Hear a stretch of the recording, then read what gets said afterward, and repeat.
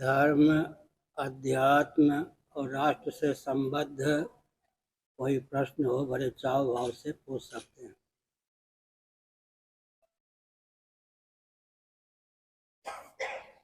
जी, हिंदू राष्ट्र सभा का उद्देश्य क्या है? कहाँ से पूछा? यहाँ से।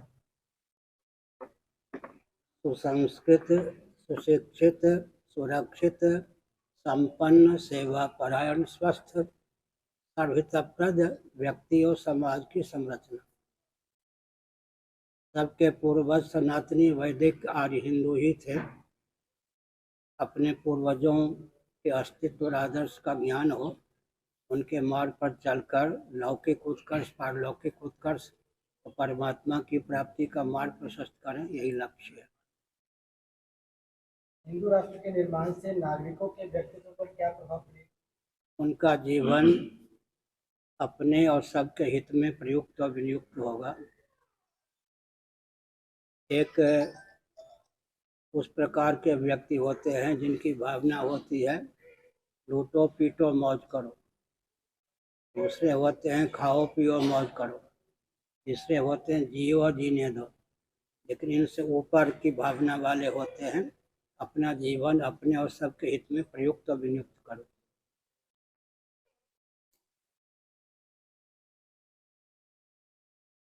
हिंदू राष्ट्र में सरकारों की क्या भूमिका? जिसको राजतंत्र कहते हैं उसी में प्रजातंत्र लोकतंत्र का सन्निवेश था। और आजकल जिसको लोकतंत्र या प्रजातंत्र कहते हैं उसमें उन्माद की पराकाष्ठा है। चुनाव की प्रक्रिया ही ठीक नहीं। उदाहरण के लिए महाभारत को लीजिए।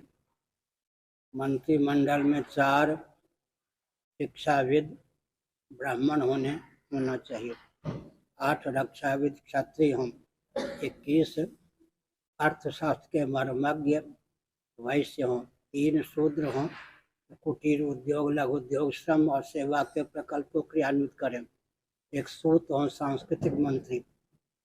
राजतंत्र के अंतर्गत लोकतंत्र था ही।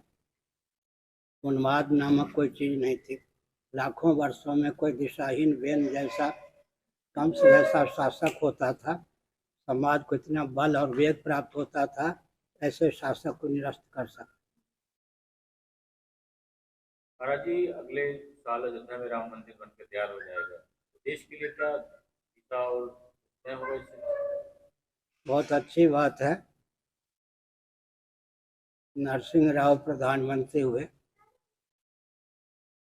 उनके शासनकाल में रामालय ट्रस्ट बनवाया गया। 30 वर्ष पहले की बात है। उस समय में शंकराचार्य के पद पर प्रतिष्ठित ही हुआ था। मेरे अतिरिक्त मान्य आचार्यों ने बड़े चाव भाव से अहोभाग्य समझकर रामालय ट्रस्ट पर हस्ताक्षर किया। मैंने हस्ताक्षर नहीं किया। मुझे पता चला कि नरसिंह राव जी मंदिर तो बनवाना चाहते हैं अयोध्या में, लेकिन अगल बगल या आमने सामने मस्जिद भी बनवाना चाहते हैं।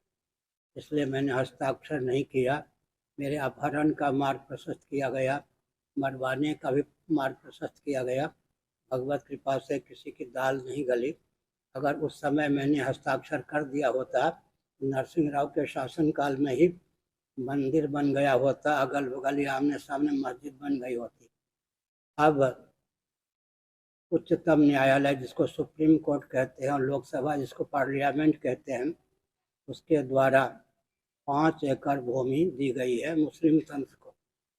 यह कहा गया है कि अधिकार तो नहीं बनता, लेकिन उपहार के रूप में 5 एकड़ जमीन दी जा रही है। अब प्रश्न उठता है कि यह जो उपहार के रूप में 5 एकड़ जमीन की बात कही गई, अयोध्या से 25 किलोमीटर दूर 5 एकड़ जमीन भी दी गई, उसी की पुनरावृत्ति मथुरा को लेकर होगी, काशी को लेकर होगी, उत्तर प्रदेश में ही नए 3 पाकिस्तान बनने की भूमिका होगी। इस समय तो मोदी जी, योगी जी यश को प्राप्त करेंगे, लेकिन भविष्य के लिए यह बहुत अंधकारमय होगा। जो मस्जिद के लिए जगह दी है महाराज जी, वही तो मैंने कहा, कहाँ पे है महाराज जी? 25 किलोमीटर दूर अयोध्या क्षेत्र में ही है, फैजाबाद जिला है, अयोध्या जिला भी शायद आजकल है। अयोध्या ही है। अयोध्या आजकल है, कौन सी जगह पे है, कुछ पता आप? 25 किलोमीटर दूर है, इतना मैंने सुना है, जाके देखा नहीं। मतलब ये देना नहीं चाहिए था इनको? मैंने संकेत किया ना कि उसी की पुनरावृत्ति मथुरा में भी होगी, काशी में भी होगी, और वो लोग इतने चतुर हैं, उन्होंने प्रतीक्षा की कि मंदिर का मानचित्र कैसा होगा, नक्शा कैसा। तब तक चुप रहे, उन्होंने देख लिया कि ऐसा मानचित्र है, इस प्रकार का मंदिर बनेगा। मक्का को भी मात करने की स्थिति में अब वो मस्जिद बनाएंगे, क्योंकि पार्लियामेंट के द्वारा, सुप्रीम कोर्ट के द्वारा उनको वैध रीति से जमीन प्राप्त हुई है। आप समझ सकते हैं उसका उपयोग किसके लिए करेंगे। इस समय तो अच्छा लग रहा है, भविष्य में बहुत भयंकर विप्लव को निमंत्रित किया गया है, उदारता के नाम पर विप्लवता को उद्भासित किया गया है। महाराज जी 2024 में लोकसभा के चुनाव होने जा रहे हैं, उसमें कांग्रेस पार्टी के जो अध्यक्ष हैं उनका कहना है कि अगर 24 में मोदी जी आए जिस तरह सनातन धर्म मानेगा उसका हम विरोध करते हैं, और अगर उनको तिलक भी लगाया जाता है वो भी उतार। तो मुझे क्या पूछ रहे, मैं तो किसी दल का नहीं हूँ। कैसे आप इसको देखते हैं, जैसे सनातन का विरोध करते हैं इसका कांग्रेस पार्टी? सनातन का विरोध का अर्थ क्या हुआ? अपना विरोध। सनातन सिद्धांत जो है, दर्शन, विज्ञान, व्यवहार तीनों दृष्टियों से अकाट्य है। रामराज की प्रशंसा करते हैं, धर्मराज की प्रशंसा करते हैं, विक्रमादित्य के राज्य की प्रशंसा करते हैं, रघु, दिलीप, नहुस इत्यादि के शासन की प्रशंसा करते हैं। इस संविधान को क्रियान्वित करने के कारण, वही तो संविधान सनातन है। वैदिक संविधान का नाम ही तो मनुस्मृति है ना। जिस संविधान ने रामराज्य दिया, धर्मराज्य दिया, उस संविधान की निंदा करना, सनातन सिद्धांत की निंदा करना, इसका अर्थ है कि उपहास का पात्र बनना। या स्वयं जाने नहीं और जानकार की माने नहीं, उपहास के पात्र होंगे ना। सनातन सिद्धांत को कोई भी निरस्त कर सकता है क्या?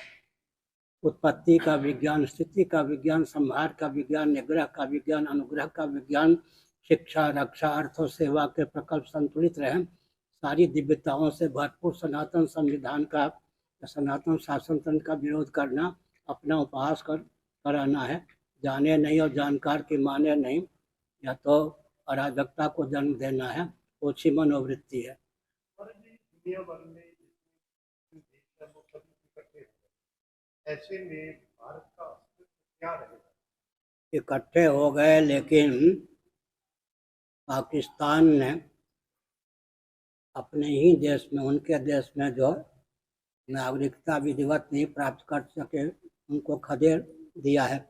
उस पर मुस्लिम देश क्यों मौन है? लगभग 57 देश है ना विश्व में, 1/4 से अधिक देश मुसलमानों के हाथ में है, 204 देश पूरे विश्व में हैं। वहाँ जो अराजकता का परिचय दिया गया, उस पर मुस्लिम तन मौन क्यों है? इसका अर्थ है कि वह सनातन वैदिक आर्य हिंदुओं के अस्तित्व और आदर्श को विलुप्त करना, या और जो तंत्र हैं उनके अस्तित्व और आदर्श को विलुप्त करने का मार्ग तो प्रशस्त करता है, लेकिन अपने घर की विसंगति, अराजकता को दूर करने का कोई प्रयास उसके पास है नहीं। इसका अर्थ है कि ओछी मनोवृत्ति से युक्त मुस्लिम तंत्र है। मोहम्मद साहब के पूर्वज कौन थे? ईसा मसीह के पूर्वज कौन थे? सबके पूर्वज तो सनातनी वैदिक आर्य हिंदू ही थे। महाराज जी, एक चीज आप देख रहे हैं कि मस्जिद वाली बात कर रहे थे कि अच्छी बात नहीं है, देश के लिए आगे खतरा बनेगा, तो सरकार को क्या करना चाहिए था इसमें? तो सुप्रीम कोर्ट का फैसला था।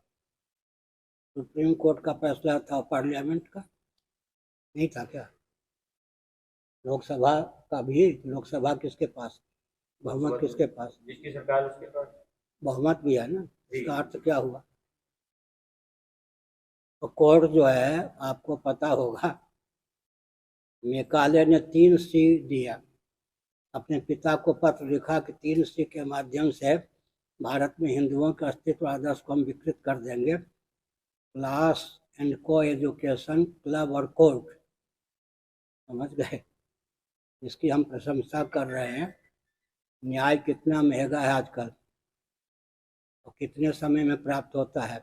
कदाचित न्याय मिल भी जाए तो शासन तंत्र क्या उसको क्रियान्वित होने देगा? यह तो न्याय की प्रक्रिया ही नहीं है, ये तो मेकाले की कूटनीति है। क्लास एंड को एजुकेशन, क्लब और कोर्ट, 3 सी तो हिंदुओं के अस्तित्व आदर्श को विलुप्त करने के लिए मेकाले ने दिया था। स्वतंत्र भारत में भी मेकाले की कूटनीति को ही क्रियान्वित करना कहाँ तक उचित है? हमारे यहाँ तो पश्चाताप प्रायश्चित की भावना थी। व्यक्ति पाप से डरता था, पाप हो जाए तो पश्चाताप करता था, सामने वाले से क्षमा मांग लेता था और प्रायश्चित भी कर लेता था, स्वयं नियंत्रित था व्यक्ति। यह सबसे बढ़िया न्याय की प्रणाली है। ग्राम पंचायत इत्यादि में निर्णय हो जाता था। आजकल तो न्याय की प्रणाली ही बहुत महंगी है और समय पर न्याय मिलना भी कठिन है। कहीं न्याय मिल भी जाए उसको शासन तंत्र क्रियान्वित होने दे, क्षेत्रीय शासन तंत्र या केंद्रीय शासन तंत्र, बहुत कठिन है। बड़े स्तर से हिंदुओं का धर्म परिवर्तन किया जा रहा है, इसके लिए सरकार को कोई कदम उठाना चाहिए? प्रश्न उठता है कि सरकार करने की क्या जरूरत है?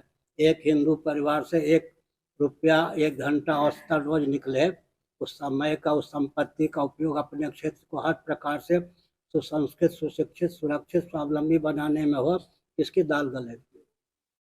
सेवा के नाम पर ना हिंदुओं को अल्पसंख्यक बनाने का प्रकल्प है। या तो कूटनीति है या सेवा है। सेवा के नाम पर किसी का अस्तित्व आदर्श को विकृत करना सेवा है क्या? वो तो शोषण की प्रक्रिया है। इसका अर्थ है कि अगर हिंदू पेट और परिवार तक ही सीमित रहेगा, एक हिंदू परिवार से 1 रुपया 1 घंटा रोज भी नहीं निकल सकता, ऐसा वर्ग अपने अस्तित्व आदर्श की रक्षा कैसे करे? एक हिंदू परिवार से 1 रुपया 1 घंटा रोज निकले, अपने घर को या मठ मंदिर को केंद्र बनाकर उस रुपये का, उस समय का उपयोग उस क्षेत्र को बुलंद करने में करे, हर प्रकार से सुव्यवस्थित करने में करे, किसी की दाल नहीं गल सकती। ऊपर सद्भाव पूर्वक संवाद का बल होना चाहिए। नभो मार्ग में, भू मार्ग में सेवा का प्रकल्प हो, भूगर्भ मार्ग में सेना हो, किसी की दाल नहीं गल सकती। 3 कहा हमने। नभो मार्ग में सद्भाव पूर्वक संवाद हो, भू मार्ग में सेवा का प्रकल्प हो, भूगर्भ मार्ग में सेना हो, किसी तंत्र की दाल नहीं गल सकती। हम हिंदू राष्ट्र की बात करते हैं तो सत्ता में बैठे हुए हिंदू ही है, वो ही इसका विरोध करते हैं। करने दीजिए, उनकी दाल नहीं गलेगी। उनकी चलती क्या है? बनेगा हिंदू राष्ट्र महाराज जी? नहीं बनेगा तो मैं कहता ही क्यों? जो होगा वही मैं कहता हूँ, और जो कहता हूँ वही होगा, जो होना वही कहता हूँ। नहीं, आपने तो यहाँ तक कहा कि पाकिस्तान भी एक दिन हिंदू राष्ट्र बनेगा। मैं तो अब सुनिए, कान खोल के सुन ही रहे होंगे। 30 साल से मैं कह रहा हूँ, गिने चुने वर्षों में पाकिस्तान भारत हो, बांग्लादेश भारत हो, चीन के पास किसकी धरती भारत की धरती हो, मानसरोवर कैलाश भारत के तीर्थ हो। मैं 30 वर्षों से कह रहा हूँ, उसका मानक भी बन रहा है। पाकिस्तान टूटने के कगार पर है या नहीं? श्रीलंका, बर्मा इत्यादि की क्या स्थिति है? 100 वर्षों की अवधि में भारत से जो देश पृथक हुए उनकी दुर्दशा है या नहीं? संग्रह जी, ज्ञानवापी मस्जिद का मामला भी सुप्रीम कोर्ट में चल रही है। आप ऊपर जब कहते हैं कि ताजमहल भी हिंदू का है, महादेव का मंदिर था ताजमहल पर भी दावा ठोक रहे हैं आप। कौन ठोक रहे हैं? आप कई बार बयान दिया आपने। तेजो महालय नाम था, जयपुर नरेश के यहाँ कागजात हैं। ताजमहल ये सब विकृत है। ताजमहल नाम नहीं था, ताजमहल का मौलिक नाम है तेजो महालय। तेजो महल महालय, तेजो महालय ताजमहल का पुराना नाम है। जयपुर का जो राजवंश है उसके पास पूरे कागजात हैं। इसलिए जो कुछ मुमताज बेगम या कुछ भी कहा गया कृत्रिम है, इतिहास नामक कोई चीज़ नहीं। तेजो महालय, इतने क्यों आप घबरा रहे? मक्का में कौन? मक्केश्वर महादेव। यहीं तक क्यों सीमित रहेंगे? मक्का में मक्केश्वर महादेव थे या नहीं? कल्याण से शिवोपासना अंक है विशेषांक, उसको पढ़िए, मक्का का इतिहास मिल जाएगा, वहाँ मक्केश्वर महादेव। हिंदुत्व को बचाने के लिए एक माँ का क्या रोल हो सकता है? भारत में, नेपाल में जो मातृशक्ति हैं, जिनकी सनातन सिद्धांत में आस्था है, वो चाहें तो जगदीश्वर को लाला बना सकती हैं, जगदीश्वरी को लाली बना सकती हैं, कारक कोटि के महापुरुषों को जन्म दे सकती हैं, झांसी की रानी जैसे वीरांगना को जन्म दे सकती हैं।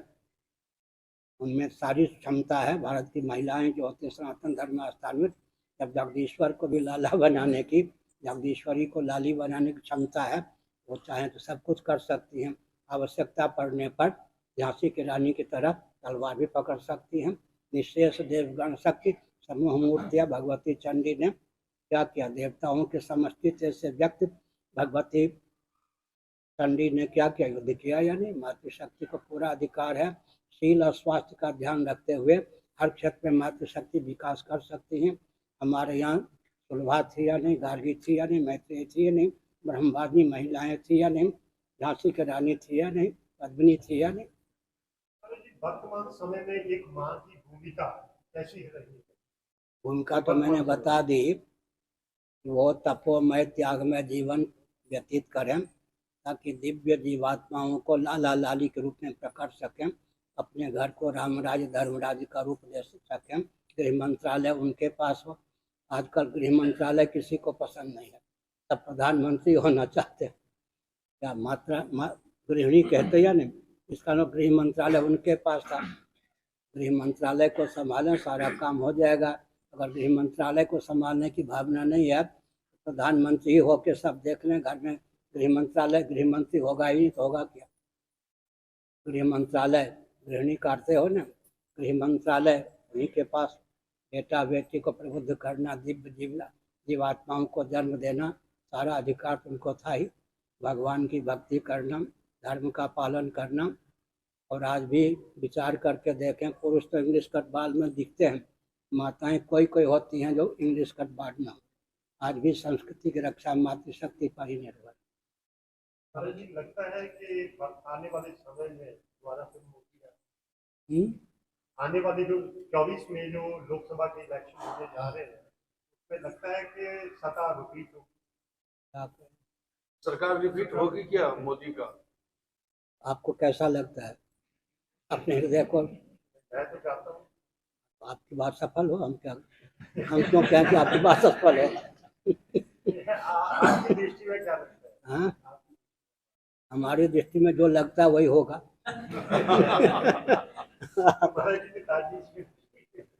आप फांस नहीं सकते हो।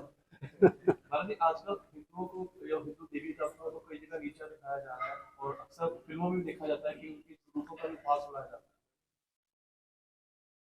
फिल्म के एक्टर एक्ट्रेस कौन होते ज्यादातर? ज्यादातर दूसरे होते हैं। हैं? मुस्लिम। वो अपने मान बिंदु पर तो कटाक्ष नहीं कर सकते। हमारे मान बिंदु पर कटाक्ष करना मानवाधिकार की सीमा में जघन्य अपराध है, उनको दंड मिलना चाहिए। ऐसे सिनेमा को बिल्कुल स्थान ही नहीं देना चाहिए। जो हमारे अस्तित्व और आदर्श पर आक्रमण करें वो एक्टर एक्ट्रेस वास्तव में सिनेमा के पात्र ही नहीं है, वो तो राष्ट्र के लिए घातक सिद्ध है। और महाराज जी एक प्रश्न है, हिंदू समाज विभिन्न जाति वर्गों में बटा हुआ है, एकता के सूत्र में कैसे पिरोया जाएगा इनकी भावना? जाति धर्मा कुल धर्मा तो शाश्वता, गीता का पहला अध्याय पढ़िए। कुल धर्मा सनातना, जाति धर्म कुल धर्म जो है विकृत करने योग्य नहीं है, विलुप्त करने योग्य नहीं है। जब से जाति धर्म कुल धर्म को विकृत विलुप्त करने का प्रयास किया गया तब से पतन हुआ। शिक्षा रक्षा अर्थ और सेवा के प्रकल्प सदा संतुलित रहे। ये जाति धर्म कुल धर्म के ऊपर निर्भर है या नहीं? मातृशक्ति का शील सुरक्षित रहे, बिना परिवार नियोजन गर्भपात के जनसंख्या संतुलित रहे, इसकी कौन सी विधा है? कोई विकल्प है? अगर विकल्प है, मान लीजिए ब्राह्मण हमको परंपरा से नहीं चाहिए, क्षत्रिय परंपरा से नहीं चाहिए, वैश्य परंपरा से नहीं चाहिए, शूद्र परंपरा से नहीं चाहिए, तो कृत्रिम ब्राह्मण तो बनाना ही पड़ेगा, कृत्रिम क्षत्रिय बनाना पड़ेगा, कृत्रिम वैश्य बनाना पड़ेगा, कृत्रिम शूद्र बनाना पड़ेगा। बनाने में अधिक समय का उपयोग होगा, संपत्ति का अधिक उपयोग होगा, संस्कार का आधान नहीं हो सकेगा। पाँव को कितना भी प्रशिक्षण दें, हाथ और मुँह का काम नहीं कर सकता है। तो संतुलन बिगड़ जाएगा, मातृशक्ति का शील भी सुरक्षित नहीं रहेगा। इसलिए बवंडर को पालने की क्या आवश्यकता है? America, Britain, Germany, Japan, France, जहाँ परंपरा से वर्ण व्यवस्था विलुप्त है, वहाँ वैकल्पिक वर्ण बनाने की आवश्यकता है। शिक्षा, रक्षा, अर्थ और सेवा के प्रकल्प को संतुलित रखने के लिए भारत में जब परंपरा से ब्राह्मण, क्षत्रिय, वैश्य, शूद्र सुलभ हैं, तब इनको विकृत करने की आवश्यकता क्या है? साथ ही साथ सनातन धर्म में फल चौरी नहीं है, फल से किसी को वंचित नहीं किया गया। सबसे ऊंची बात है, स्वे स्वे कर्मण्य अभिरता संसिद्धिम लभते नरः स्वकर्मणा तमभ्यर्च्या सिद्धिम विन्दति मानवः। शूद्र भी अगर अपने धर्म का पालन करता है तो उत्कर्ष को प्राप्त होगा, ब्राह्मण भी अपने धर्म का पालन नहीं करता है, अपकर्ष को प्राप्त होगा। जब फल से किसी को वंचित नहीं किया गया, तब सनातन जाति धर्म को कोसने की अपेक्षा सनातन जाति धर्म जो है, कुल धर्म है, उसके स्वरूप और स्वभाव को, प्रभाव को समझकर क्रियान्वित करने की आवश्यकता है। पूरे विश्व में एक वैश्विक मंदी भी चल रही है और विश्व युद्ध के भी और अग्रसर हो रहे हैं, इसके बारे में क्या? युद्ध जो है अनिवार्य घाटी है। युद्ध ना हो कहने वाले को भी अंत में युद्ध का पक्षधर बनना पड़ता है। लेकिन ध्यान देकर सुनिए, शासन तंत्र से टकरावे, यह अलग प्रकार आजकल प्राय यही होता है। लेकिन मैं संकेत करता हूँ, ध्यान पूर्वक सुनिए। प्रहलाद तो शासक नहीं थे और अपने पिता के दिशाहीन शासन तंत्र के विरोध में खड़े हो गए, नहीं सफल हो गए। राम जी उन दिनों शासक तो नहीं थे, लेकिन रावण के शासन तंत्र के विरोध में खड़े हो गए। विभीषण तो दिनों शासक नहीं थे। शासक को शासक से चुनौती नहीं मिल सकती है, और शासन तंत्र से दूर है, उसी से चुनौती मिलती है। भगवान श्री कृष्ण तो उन दिनों शासक नहीं थे, कंस के दिशाहीन शासन तंत्र के विरोध में खड़े हो गए। शासक को शासक से खतरा नहीं, शासन से जो दूर रहते हैं उन्हीं से शासक को खतरा है। दिशाहीन शासन तंत्र को पलटने की क्षमता उन्हीं में होती है। एक अंतिम प्रश्न है, आर्टिफिशियल इंटेलिजेंस आईटी ने इजाद किया है, इससे बड़े वर्ग में लोगों की नौकरी को खतरा है। कैसे मानते हैं कि युवाओं का भविष्य सुरक्षित रहेगा राष्ट्र के लिए? बात यह है कि युवक जो होते हैं, इंटर पास, इंटर फेल या पोस्ट ग्रेजुएट या ग्रेजुएट, यही ना, उनके सामने एक समस्या है कि श्रम के प्रति अनास्था उत्पन्न कर दी गई। श्रमिक होकर के, परिश्रम करके जीवन यापन करना नहीं चाहते। शासन तंत्र चाहे प्रांतीय हो, केंद्र, उतनी नौकरियां नहीं हैं। युवक करेंगे क्या? नशे का आदी होंगे या विप्लव करेंगे? श्रम के प्रति जो स्वतंत्र भारत में रुचि उत्पन्न कर दी गई है, उसी के गर्भ से यह बवाल निकलता है। अंतिम प्रश्न है जी, हिंदू राष्ट्र में हिंदू कितना सुरक्षित महसूस कर रहा है? हिंदू राष्ट्र में हिंदू कितना सुरक्षित है? हिंदू राष्ट्र हुआ कहाँ है? जो हम सपना देखते हैं, जैसे आजकल के सपना नहीं, संकल्प वो नहीं है। कितना सुरक्षित है होगा, कितना सुरक्षित, परम सुरक्षित रहेगा। हमारे यहाँ आश्रम में आने से पहले मोड़ पे गुजरों ने डेरा डाला हुआ है, बहुत बड़े, उसमें पराली वगैरह रखी हुई, कुछ रखा हुआ है। फिर तो ऐसे ही तो बहुत सारा, जहाँ भी मठ बनता है, मंदिर बनता है या पुल होते हैं, वहाँ पे ही गुजर अपना डेरा डाल लेते हैं। तो उसके बारे में क्या? गुजर कौन है? इस सवाल को पूरा करते महाराज जी। हाँ। वहाँ पे ना हिंदू राष्ट्र का एक बोर्ड भी लगा हुआ था, हिंदू राष्ट्र सभा का। हम आज से पहले वहाँ से आते थे तो उस बोर्ड को देखते थे, परंतु आज वो बोर्ड उस स्थान पर नहीं है। कोई भी क्रांति होती है, कुछ विप्लव तो होता ही है, लेकिन उसे घबराने की जरूरत नहीं। आखिर गुलाम नबी आज़ाद भी मुसलमान हैं या नहीं? उन्होंने हमारी बात का समर्थन किया नाम लिए बिना। हाँ, हम मानते कि हमारे पूर्वज कश्मीरी थे। एक सिद्धांत है, तत्व पक्षपातो ही स्वभावो धियाम। व्यक्ति की बुद्धि का, व्यक्ति का जीव का स्वभाव, तत्व का, तथ्य का पक्षधर होना। अगर आप दर्शन, विज्ञान, व्यवहार में सामंजस्य साध करके कोई तथ्य प्रकाशित करते हैं, व्यक्ति का हृदय उसे स्वीकार कर लेता है, जीव स्वयं उसको स्वीकार कर लेता है। अगर प्राप्त विवेक का वो अनादर करता है, विवेक का अनादर ही उसका भट्टा बैठा देता है। दार्शनिक सिद्धांत। अच्छा।